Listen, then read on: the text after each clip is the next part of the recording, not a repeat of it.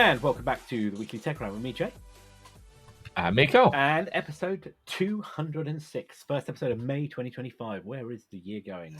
Where is he? Yeah, so where is the year gone? It's speed, that's what it's going. Over before you know it. Oh, God. I'm full of cold, so I apologise for any, abnormal breathing. I think it's hay fever, actually.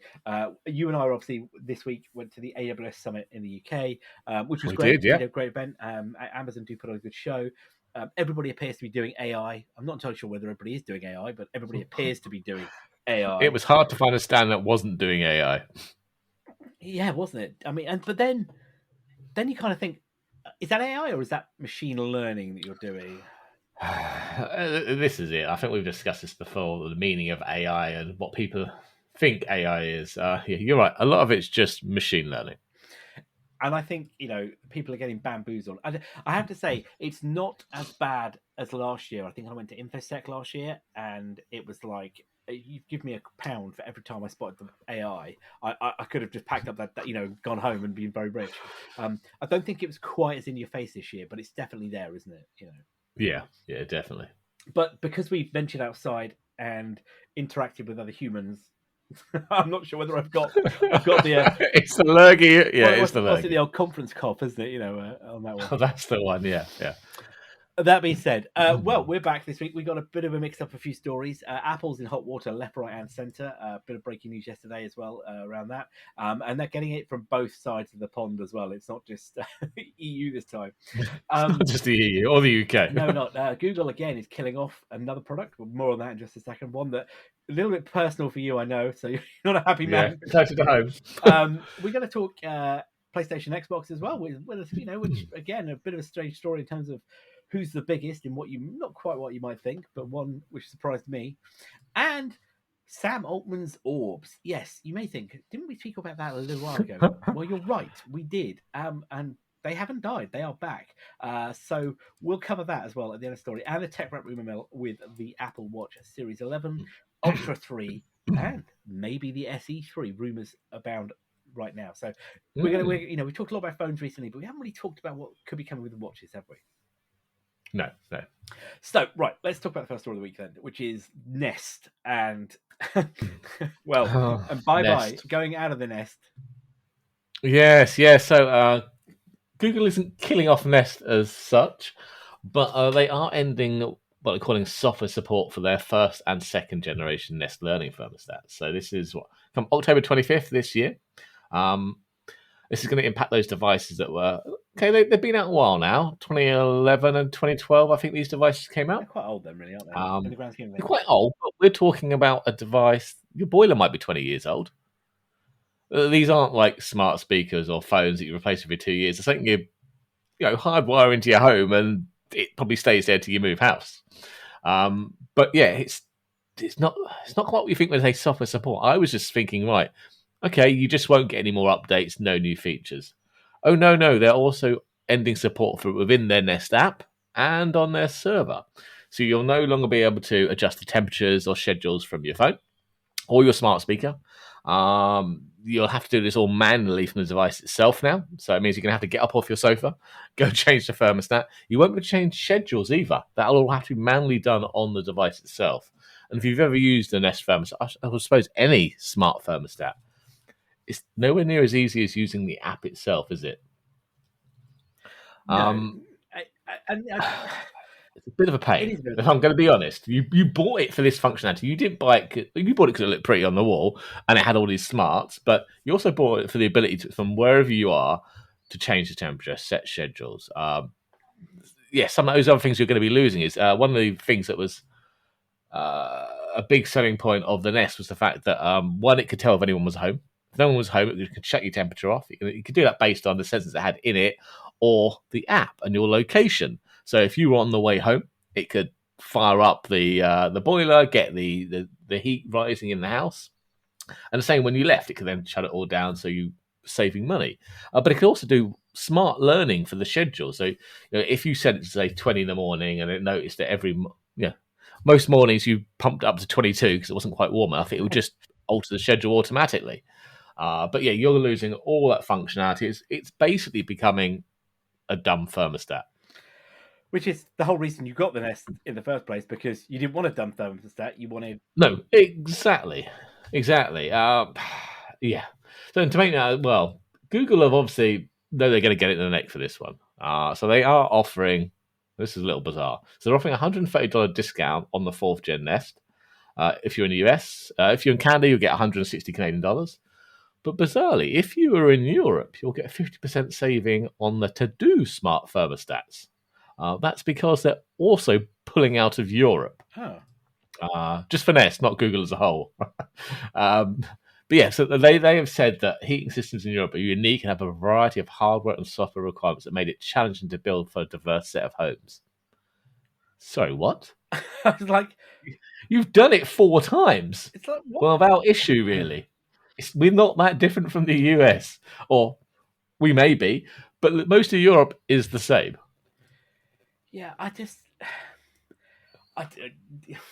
I struggle here, because I think, on one hand, a device that was released in 2012, 2011, and the 2014 one, you kind of think to yourself, on one hand, that was over 10 years ago, wasn't it?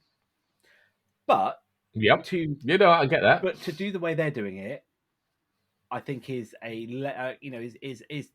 well, it's typical Google, to put it bluntly. I think it's the only way I can describe it, isn't it? They don't, for them it's dead gone. Thanks very much. Yeah, exactly. Look, well, okay. I think the first and second you can control locally, so you may be able to get another device in a Home Assistant and program it that way. I mean, I've got the third gen, so that is currently still supported. For how much longer, I don't know. No. I see maybe a year or two before they decide that no, not going to support that anymore either. In which case, I will have no option other than to replace it, really. But yeah, look, I get smart stuff is only as good as, I suppose, the app and the server support you do, because most companies want to do it via their servers, don't they? So they harvest all your data. Yeah, and would you look, if you're gonna, I think if you're gonna sunset a device like this, which is integral to your home, open source the firmware. Would you also argue, as one last hurrah, make it locally controllable? Would you argue, though? I mean, this, and again, let's step out the fact that you and I both have smart thermostats and a Home Assistant. Would you argue that this is also the downside now of the whole smart home OT IoT world that we live in? Massively. Look, I think smart homes are a great idea. I think the way a lot of companies do them is terrible, because they all want you to rely on their servers. Nothing can be done locally. Say on the latest ones, the third gen and the thermostat E and the fourth gen, to change the temperature in your own home, it has to go via the internet and back. Yeah. When it's on the same network as you. Look, I get that when you're out of home. Okay, no one's going to be opening ports or whatnot. It needs an intermediary, a server in the cloud that can bridge that connection. But when you're on the local network, it should just be done locally. If you lose your internet, I think we've seen this before with Google and Nest and smartphones. That's that people's internet has gone down, and now they can't change the temperature in their house. Yeah, and now you're completely locked out of a device that you bought into. Yeah. But it's the risk you run, isn't it? And I think, for all of us that are in this world of home automation, getting outside of the closed ecosystems and moving into the open source world is the only way you can. So it doesn't have to be this way, does it? It's because companies then they do it for free initially, and then they want to start charging a subscription for everything to make money. I would rather just pay more for the device up front. I don't need your cloud services. Just let me do it locally. Yeah, you're right. Exactly that point. Just give me the option. Can I run it locally? Or both. Look, yeah, exactly. Both. Give me the option. So look, I understand we're more geeky, technically minded, nerdy, whatever you want to call it. I don't know. Yeah, a lot of people won't have a clue about this and won't know about local versus internet, or even if they did, how to do it. Look, I get that one. So give us both options. For those that can't, let them do it via the cloud. Charge a subscription for the cost of the servers and the services you provide. Yeah. But for those that don't want to do that and can do it themselves, give us those local APIs that don't rely on some server that you may turn off at some point in the future. Yeah. So where does this leave you then going forward? I know you said about obviously it doesn't affect you. I've got the third gen, so technically I am okay for now. as I said, I suspect in the next couple of years that might change. I have been quite annoyed with them anyway. It was on my to-do to change them because the third generation introduced support for hot water Oh schedules. yes, yeah. So not just the radiators and central heating. I can then schedule hot water to come on at 6:30 in the morning for an hour. So there's nice and hot water for the kids to have showers in the morning, whatnot. Great, you can do that all from the app. They never released an API for it, so you can't integrate that with a third-party system. They then removed the ability to do it locally, and you had to sign up for a developer account and pay a one-off charge to get a Google developer account to be able to use the API from that device. And yet, with all that change, they still never implemented hot water control. Oh man. So I'm like, so what is it? You've taken away local control, maybe you have iCloud, maybe pay for the privilege, rewritten it all, so we've all had to write all the integrations again, and then you didn't bother putting the actual one of the basic features in it, hot water control. It's one API on and off. That's all I needed. Yeah. It was probably several lines of code for them. That was it, but they just didn't bother doing it. And yeah, so I'm on the lookout for another one, but it obviously is a pain ripping out the thermostat that does work okay and replacing it with something else. Yeah, I mean, for transparency, I think I've said before, I used Tado. Yeah. And I great again, and it does integrate with the Home Assistant, and I'm not paying for any of the additional features, but But is that a local? Or is that still going via their cloud? You're just not paying for the extra services on top because Home Assistant's doing it. Yeah, but it's still via their cloud. Via their cloud, yeah. So internet goes down, you can't change your heating again. Do you know what? That's a great question, and I've never tried it. So I'm not. It'd be interesting to know. Or their servers go down, or they go bust, or whatever. You're then stuck with a device you can't use. Do you know what? That's a great question, and I know it sounds daft, but think about it. I don't think I've ever tried doing that. The cloud piece gives me like information on you saved X amount of money this month because we automatically turned down the temperature because there was a window open, or that kind of stuff, or there was manual intervention. But that could all be done on the device. That doesn't have to be done in the cloud. No, it doesn't. You're absolutely right. But I'm a big fan of the smart stuff, as you are. Yes. But I just feel that we're walking into a situation which could end badly. Yeah. I think the next time I do the thermostat, I might even just try and find a Zigbee one that can be controlled purely by Home Assistant and do the whole thing locally. Yeah. Because if I can integrate it locally with Zigbee, Zigbee's local only. It can't rely on the internet. There's no route to the internet for the device. It has to all be done by a central controller, which is Home Assistant. I can then access it from my Home Assistant app. It's on me. Yeah, you're right. It's entirely on you. It's not on about anybody else. There's no worry. Well, it relies on me running a service. That's on a Proxmox cluster with high availability. So it's probably going to be more solid than the internet connection provided by Virgin or the service provided by the cloud provider. Yeah, exactly. I mean, the only time it's going to fail is when my house burns down, but then I don't really need to turn the temperature up. No, you might want to turn the temperature down at that point. I think you'll have exactly. So I think I'm okay.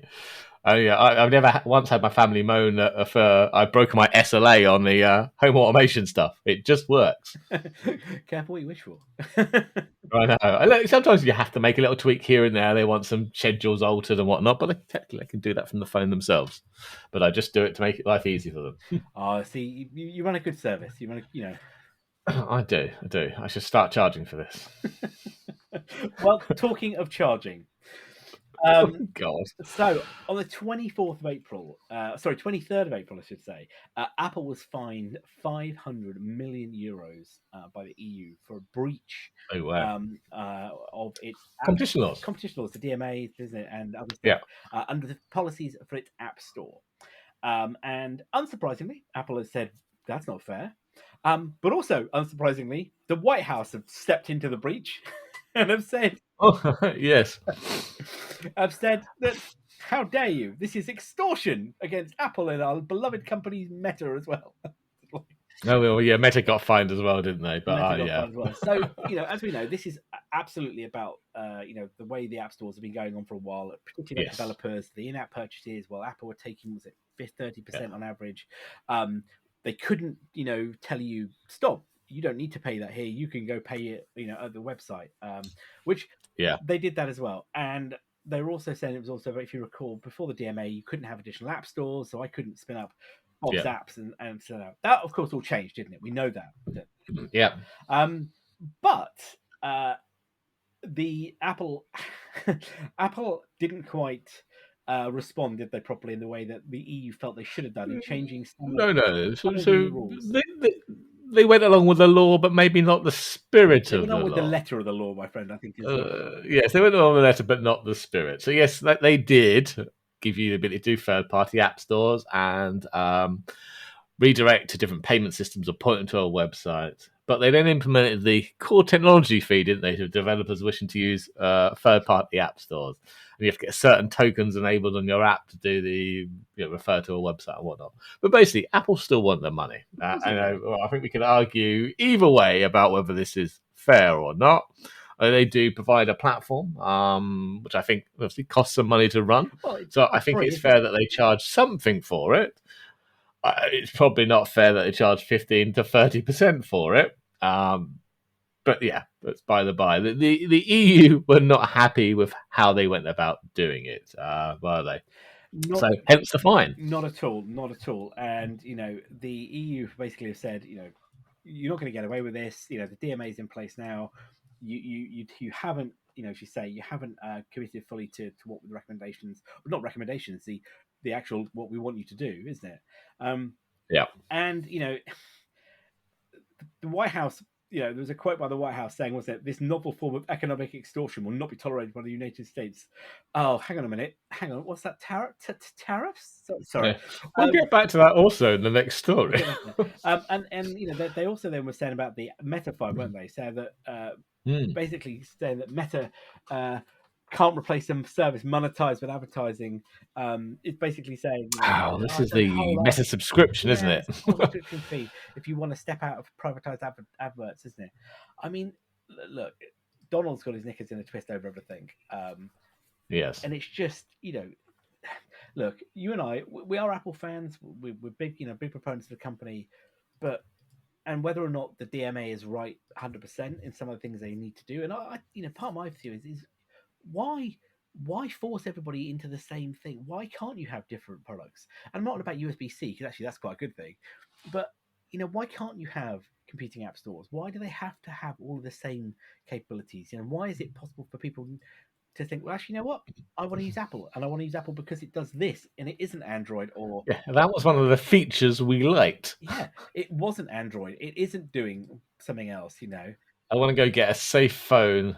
And I'm not arguing that Android is unsafe, but it's a lot easier on Android to do something that makes it unsafe. Or it was a lot harder or impossible on iPhone to do the same thing. It just winds me up, and I think these these these um these fines are coming down, and they are not going to be.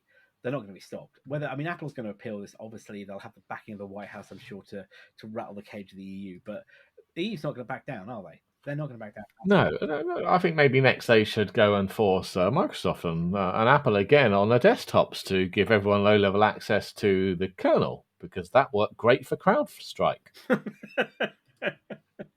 But yeah, we'll get it on Linux, so why not? Microsoft and Apple. Just before we move on, what we're not condoning is what clearly was a human error. Therefore, all opinions count. Blah blah blah. Thank you very much. Yeah. But yeah, you're right. But that being said, the epic Apple lawsuit also came up a nudge, didn't it, in the last couple of days? I kind of had forgotten that was still rumbling on. Yes. The old Judge Yvonne Gonzalez Rogers. Yes, who was not a happy lady, is she, at all? No, she has found that Apple willfully violated her injunction in the 21 case brought by Epic. And also that some top Apple executive outright lied under oath. So not a great day for Apple. So yeah, I think at the end of the 21 case, she stated that Apple could no longer prohibit developers from linking to their own purchasing system mechanisms. So yeah, just like the EU, you have to allow them to say, go to our website, you can get it cheaper, and you don't pay the Apple tax, or whatever. Yeah, but she found that Apple nevertheless continued to interfere with competition with attempts that the court stated will not be tolerated. Nope. So she's pretty pissed. She's revealed that internal company documents showed Apple deliberately violated the injunction. That Apple knew exactly what it was doing, and at every turn chose the most anti-competitive option. Well, the court, the case basically said, didn't it, that Phil Schiller was urging Tim Cook to comply and just get on with it, and the CFO was like, CFO, no, don't do it, don't do it, don't do it. Like, it's too much money, don't do it. And apparently, Cook chose poorly, she wrote. Yeah, and apparently the VP of Finance was accused of lying under Was it? Yeah, Alex Roman. Yeah, outright lied under oath, didn't he? Yeah. So yeah, she has referred the matter to the U.S. Attorney for the Northern District to investigate whether a criminal contempt proceeding is appropriate. Now, of course, there is somebody who is jumping up and down, laughing everywhere, opening bottles of champagne, isn't there, on this? Oh, God, yes. And that is Tim Epic, otherwise known as Tim Epic, yeah. Who said that now Fortnite will return to the US App Store. And also, but he also offered an olive branch of peace, didn't he, to Apple? A truce. saying that basically if that they backed down and complied, they would stop any further litigation. I think it was, wasn't it? The peace proposal, wasn't it? If the Apple extends the court's friction-free, Apple tax-free framework worldwide, will return Fortnite to the App Store worldwide and drop current and future litigation on the topic. The problem, I think the problem is here now? It's principle. Yeah. Of course. Apple is not going to want to back down. No, they will appeal this, and they're going to appeal the one in the EU as well. As I think they said about the EU one, didn't they? So they basically said European Commission is unfairly targeting Apple. They've complied. They spent all these hundreds of thousands of man hours and millions of pounds changing the way they do everything, only for them to not be happy and change the goalposts. I mean, I think both of these cases together Apple are going to be forced into making all these changes. And that being said, already this morning I saw on Blue Sky some reports saying that Apple has published new guidance already in terms of the apps. And I think Patreon was one of the first apps that's already started to going to try and change. So it's updated the App Store guidelines. I think Spotify's already got a build going through, hasn't it? Yeah, so it says now as well. Apple has already updated the App Store guidelines to comply with yesterday's injunction. So you can now, if you're a developer, you can now, for free, add buttons, external links, and other calls to actions to external payment options. Yeah. I'm just waiting for all the news articles about how children have spent all this money from their parents' credit card. Do you know those? Every time I see those stories, it really grates my goat, as they say, because I always think to myself, those and the parental options are there. You have just chosen not to investigate whether they exist. But you also either put your own account on there with access to your credit card without having to authorize it. Again, you get asked and told about this when you set it up. Or you've added your credit card to your child's account. My brain is just like, why would you do it? Why would you do it? But I can see this happening. I can literally see it soon happening, and it's all Apple's fault. Of course it'll be Apple's fault. It'll be Apple's fault, when it goes down. Apple will go, no, please email Tim Sweeney at epic.com. It's all his fault. There'll be another fine for that, because you've... Of course there will. Yeah, they'll get fined for that one for not having the correct controls in place to stop this. But I think, I saw a headline, I think it was yesterday, I can't remember where it was, so apologies if I can't credit it. Yeah. But basically was on the long and short of the article was, Apple basically won the first round with very minimal damage to themselves. And they did, yes. They should have just complied, and now they're set to, I think it was like they're set to lose everything. Because look, I think you're right. If they'd complied, and I'm not saying they should have done it for free, but if they'd gone, we're going to comply, but if you want to do this for the access to our platform, we're charging 3%, 4%, 5%, whatever, some small single-digit percentage. I don't think many developers or publishers would have gone, that's unfair. They would have probably gone, you know what, that's all right. We're using their platform, we're hosting it on there, whatever. Sure, I can get on board with that one. Yeah, I want to get my app out to as many people as possible. And if I don't have to worry about hosting it and the payment processing fees or whatever, it's just done through Apple Store or whatever, I think they would have been on board with that one. Yeah. I think it was trying to maintain this 30%. And it's not just Apple. Everyone else is doing it. Yeah, but the 30% is the going rate. I think Epic were doing it, weren't they, at one point? I'm sure. I think they've dropped theirs now. I heard Microsoft does the same. Nintendo does the same. Everyone does it. We won't get started on Nintendo. Yeah. But, you know, Apple are also facing nearly $1 billion. Well, they're saying that $900 million in terms of costs related to tariffs could be added to their quarterly charges this coming quarter. The next quarter, yeah, per quarter. So what's that? That's nearly $3 billion a year. An extra cost to them because of the tariffs. It's a lot of money, isn't it? It's a lot of money. You know your iPhone is going up in price. I mean, because they're not going to swallow that. Their Q2 earnings call, by the way. Yeah. Q2 earnings call was $95.4 billion in revenue for 3 months. Yeah. I mean, just let that sink in. Wow. What other companies in the world? That for some companies that is a yearly revenue, isn't it? Yeah, that could be a 10-year revenue for some companies. I mean, 46 billion iPhones, just shy of 8 billion Mac, just shy of 6.5 billion iPads, wearables, 7.5, services 26.5 billion. You know, those numbers, like you say, those are mega company numbers on their own, aren't they? For many organisations. Yeah, they are definitely. It's so we all admit they're not short of cash, but you're right. They're not gonna swallow all. Be interested to see what their financial results in a year's time look like. Well, they're not going to swallow all those charges, are they? No. Well, yeah, I guarantee that iPhone is going up in cost when it's announced in September, the new one. Yeah, it'll be very, knowing Apple, it'll be very cleverly not hidden, but cleverly phrased, won't it? So that, you know. I mean, they might put out a slide that like Amazon going to do. That will say the pre-Trump cost and the new cost because of Trump, but this is why you're paying extra for it. Yeah, but did you see that? So Amazon themselves turned around. That was the Amazon one, wasn't it? Yeah, they turned around and said, well, actually, that was never going to happen. In fact, I can't remember, was it Amazon Warehouse or one of the other Amazon subsidiaries published cost breakdowns, and apparently that's what it was going to be. They said it was never going to be on the homepage, but the damage. I wish it was. I wish they'd do it. Yeah, but the damage is done now, isn't it? Bezos and Trump are at war now. Well, you might as well do it then at that point. Yeah. What have you got to lose? Well, there was rumours that he could try to embarrass Bezos in terms of his fiancée, Lauren Sanchez. Something to do with her, and a smear campaign was rumoured. I don't know. But let's be honest, this is the man who, don't forget, has sent a possibly innocent man to one of the worst prisons in the world. Because he was supposedly a member of a gang, and then but didn't they get their tattoos mixed up? Well, and then in an interview with a journalist, still basically was told, "Sir, they are photoshopped. That picture you're showing with the tattoos is not correct." And Trump turns around and went, "I don't know you. I don't like you. I picked you.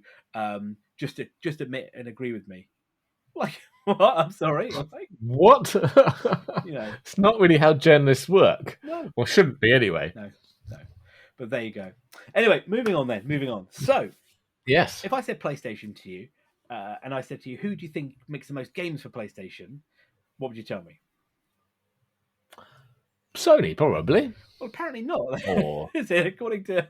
Or Epic, maybe with Fortnite. I no, but yeah. Microsoft also had their financial results, and they made the statement, didn't they, that they were in fact the largest publisher on PlayStation. Let that sink in for you. In terms of pre-orders and pre-installations, which is an interesting title, isn't it? Yes. And they called out several games, didn't they, that they said have boosted this, which are some of the AAA titles, which is Indiana Jones, which is a great game. Yeah. Forza Horizon, another favourite of ours. And Doom: The Dark Ages, which I haven't played. I suspect it was Horizon 5 that did most. I was going to say, yeah. It's a proper good console game, isn't it? It is. Yeah, it's a really good game. I still dig it out. Probably once or twice a week and have a quick play. My kids are playing it all the time as well. It's a damn good game, and apparently they did a good job on PlayStation as well for it. But I mean, alongside that announcement, Xbox have also saying that they have had services and content grew by 8%, didn't they? Yes, yeah, year over year. Yep. Which was largely driven by Game Pass. Not surprised. They Yeah. really want to be served. Yeah, that grew 40. PC Game Pass grew 45% year over year, didn't it? Call of Duty and Minecraft are the two games particularly. I mean, you know what makes me laugh here is Minecraft. It's like, how is that still making money? And then I looked at my 10-year-old son the other day, who is obsessed with it on his Switch. Yeah, I've got all 4 of mine play it at the same time on a joint server. Yeah, that apparently saw a 75% increase in weekly average users after the Minecraft movie release. Yeah, I was going to say that probably helped as well, didn't it? Let's be honest. But interestingly, though, there was a 6% decline in hardware sales. Yeah, I suspect there will be a tad more now that this new Xbox pricing is out. I was just going to say, I think that is going to massively do it. And we were talking offline about this, weren't we, about the cost of Xbox accessories and everything like that going up. Yeah, and particularly the controllers, wasn't it, going up? It's never been cheap, but wow, they have got pricey now, haven't they? Was it £65 odd, isn't it? Yeah, the basic controller, $79, I think it was, wasn't it, in conversion? Yeah. I'm sorry, and I'm going to sound, this may sound naive, it shouldn't do, but what the hell am I paying $80 for? The controller. Yeah, but what am I paying that much? But why? Yeah. Why is that better than the controller that was 50 quid? Yeah, and what has changed in that? What has changed in that? Tariffs, I suspect. That's the only thing that's changed in it, isn't it? Realistically, and are they front loading it now because the impact isn't going to be felt yet, but it will do in another quarter? I think possibly. That could well be, yeah. But I don't know. Yeah, hardware's got a lot more expensive. I know Sony upped the cost of PlayStation last month. I think it was. I didn't get the figures. I just saw it mentioned, and obviously Microsoft have with Xbox now. But interestingly, though, I was reading that a lot of Xbox cloud gaming is done by people that don't even own an Xbox. They're just buying Game Pass Ultimate in countries where it's prohibitively expensive to buy the Xbox, so that they can actually just access the games and play them online. That's pretty cool. I mean, cloud streamed, yeah, they were saying they posted the highest user rate ever, so 150 million hours streamed in the last quarter. That was up 10 million hours quarter over quarter. That's pretty cool. Because I've tried it a few times. Obviously, hotels aren't always the best place for it. I know you've had a couple of good experiences. No. But yeah, it does. It works. It's not like it used to be. Just work, yeah. It just works now, doesn't it? It does. Yeah, I'd say for countries like South America, where getting a console in is ridiculous amount of money, especially compared to how much you earn. Cloud streaming, on Xbox gets you access to all those games, doesn't it? And without that investment in hardware, although you're going to have to buy a controller, which might be quite expensive. I haven't played it recently, but have the keyboard and mouse support? I think that's released, isn't it, for some games as well now, isn't it? Yes, I think so. I mean, it is what it is, but yeah, the price is going up. I mean, I certainly won't be buying a new Xbox for some years. But will there even be another Xbox? I don't know. I know Microsoft have said that they want it basically Xbox to be accessed anywhere. It's not about the hardware; it's just about the games and how you access them. Will it become on PlayStation or Xbox? Is it just cloud streamed? Is it on your? They're releasing games for the Switch soon as well. Well, I was just going to say, will the next Xbox effectively become just like an Apple TV? Could well be, yeah. Has enough grunt if it needs to help offload locally. Yeah. But for, I don't know, 90% of stuff, because internet connections and bandwidth is there, it just streams. Yeah. Yeah, it could well be. I think for them, it's all about the games. It's not about the hardware. No, but that's where the money is now, isn't it? It's the services.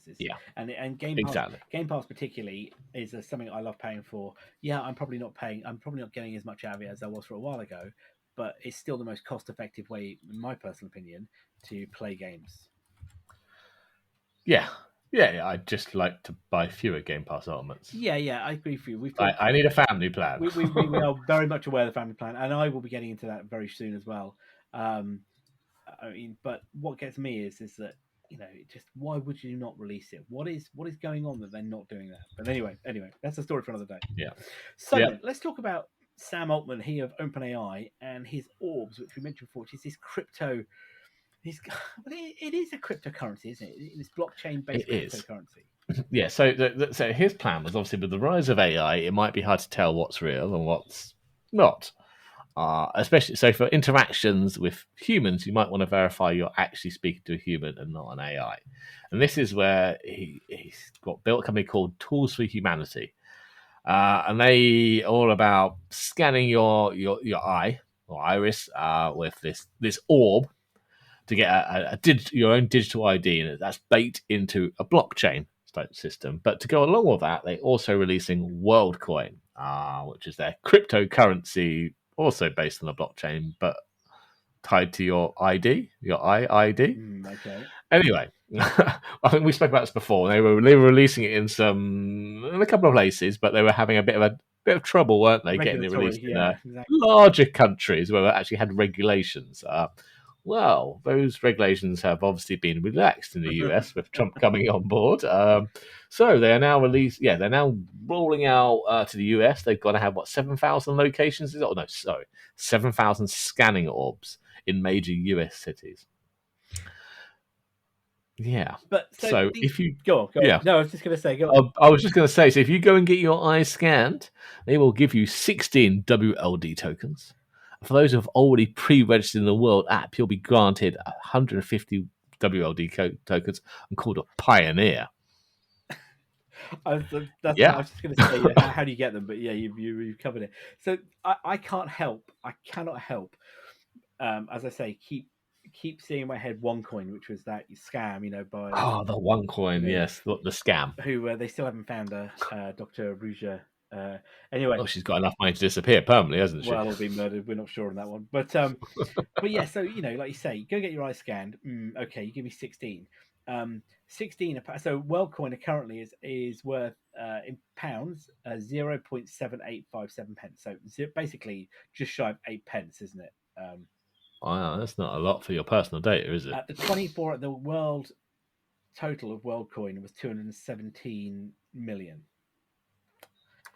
Right. So your 100, if you basically do both of these, you get 150 plus 16, isn't it? So 166. Not really going to get very far, is it? Oh, so like a tenner. And I love this. It says here, there are 7,000 world orbs out there where you can get your eyes scanned, isn't it? Yeah. And they're in Atlanta, Austin, Los Angeles, Miami, Nashville, and San Francisco, and in Razer stores. Which I'm like, what? I'm sorry, back that one up. In what's the Razer store? Yeah. Okay.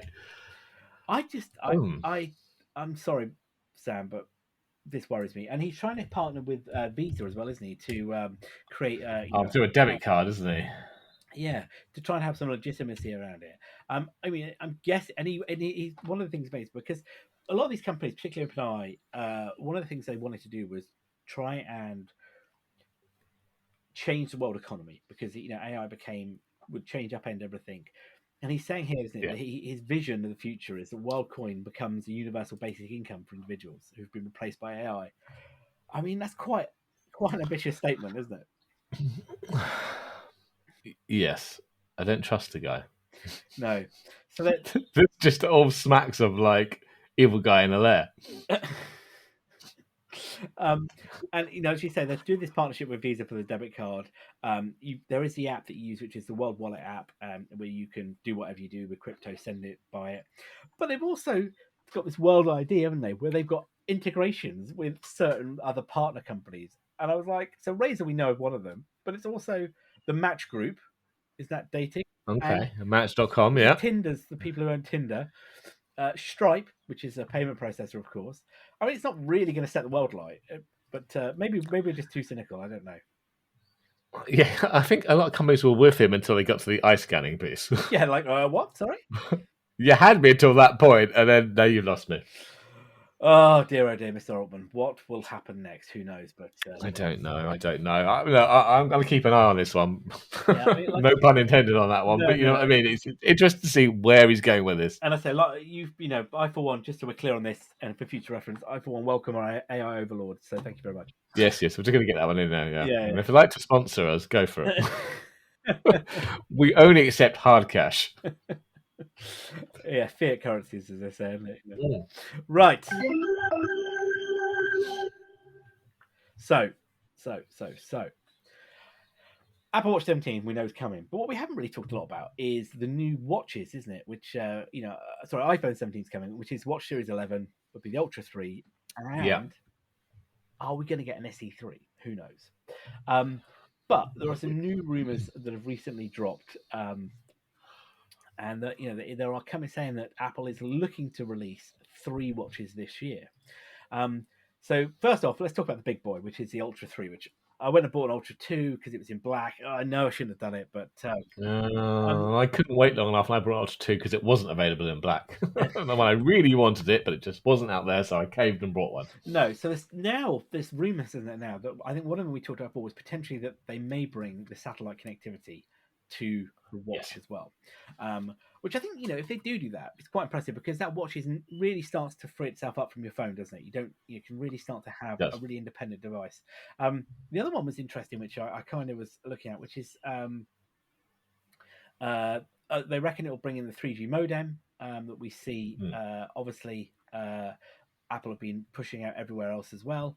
And could we get the blood pressure monitoring? That's the other thing that No, keeps never, as well. never. But the one, I guess, the question is, I don't think the design is going to change. Do you? No. I look. Maybe you might get some display improvements, a bit of a beefier CPU, but does it need that? I mean, I'm very happy with the display and the performance of my Watch Ultra, but then before I had this, what did I have? I had the Watch 4. I didn't be honest. I was happy with the performance there as well. Okay, battery could have been better, but the actual performance, the interaction, the snappiness of the device, I didn't have an issue with. Yeah, the other thing I spotted here, which I'd never heard of, I had to go look it up, was 5G RedCap. What's that? So 5G RedCap support is what they're saying could come with it, and it's called Reduced Capability, which is 5G designed for IoT applications that don't need full 5G support. And the rumor is Okay. that they could be bringing alongside the satellite, the new modems could support 5G RedCap. So you get Okay, so this is basically 3G but on the 5G band kind of thing. basically you get it, and it won't, and obviously it's more efficient, so you don't lose anything to do with battery life in that sense. Okay, I suppose it's just future proofing it for when they've turned off 3G in most places in the UK, but maybe at some point they'll turn off 4G. So I suppose it's future proofing it for that. Yeah, I think the rumors with the blood pressure sensor that it won't give you a what's it, a 120/80 systolic, dystolic, whatever. Instead, it'll tell you, won't it, whether or not your blood pressure is in norms or whatever, or there's heightened blood pressure Yeah, or low blood pressure. like they do with the temperature. Yeah, body temperature. by the way, this doesn't look right. You should probably go get it sorted out, isn't it? Yeah. And again, I think that'll be useful. And to Apple's detractors, with the they talked about the heart rate monitor and how useful that was going to be. Blah, not. There are so many stories now, aren't there, of doctors saying, we've had patients in who have had issues with their heart, and it only been detected because their Apple Watch has gone, by the way, this doesn't look normal. Yeah, exactly. So look, I think my view on this, and I think the Ultra 3 is probably not going to change much. Personally, I don't. No, but I can't see the Watch Series 11 changing much either, because they just did the refresh, didn't they, with the Series 10, the new larger, flatter design. Is that really going to change? Look, I think for these 3 watches, I think they're all going to be minor updates. I can't see anything special happening. No, I think the only one that really... the SE might be the one that changes the most, because that might get a new design. That's what I'm saying. I think that's the one we need to look at. I think we need to look for is the Watch SE, because like my eldest daughter, she'd love one of them. I don't really want to buy one of them. But what's the SE based on now? I think that was based on the Watch 4, wasn't it? It was, yeah, exactly. And so that might see an actual design change itself in the biggest update. Exactly, so it could get the size increase to the Series 7, isn't it? Around that. I suspect they might base it on the 8, which would make sense because it was a solid platform. Yeah, exactly. But I think, I think they need to, because it would be a good seller. But we'll track this as these are early days at the minute, but we're still we're getting to that. We're getting to the final furlong now, aren't we? We're only like 4 months away from what could be realistic. We're starting to see more info dripping out around the iPhones, so the watches as well. And as we know, as the day is long, the sky is blue, the night is dark. There will be a new watch at the same time. There is a new iPhone. Yeah. But we'll keep you updated on that. All right. So I reckon that's a good place for us to wrap up for today. We'll be back next week then with all the latest updates from the tech world, including any of the Apple updates or stories that come down the line in the next few days. And of course, you can find us on Blue Sky. We're still on X. I haven't updated that. But we're on Blue Sky. And of course, wherever you get your podcasts from, including YouTube. So please tell your friends about that. Give us a like or a comment. They're always welcome. So I've been Jay. I've been Karl. Have a good one all.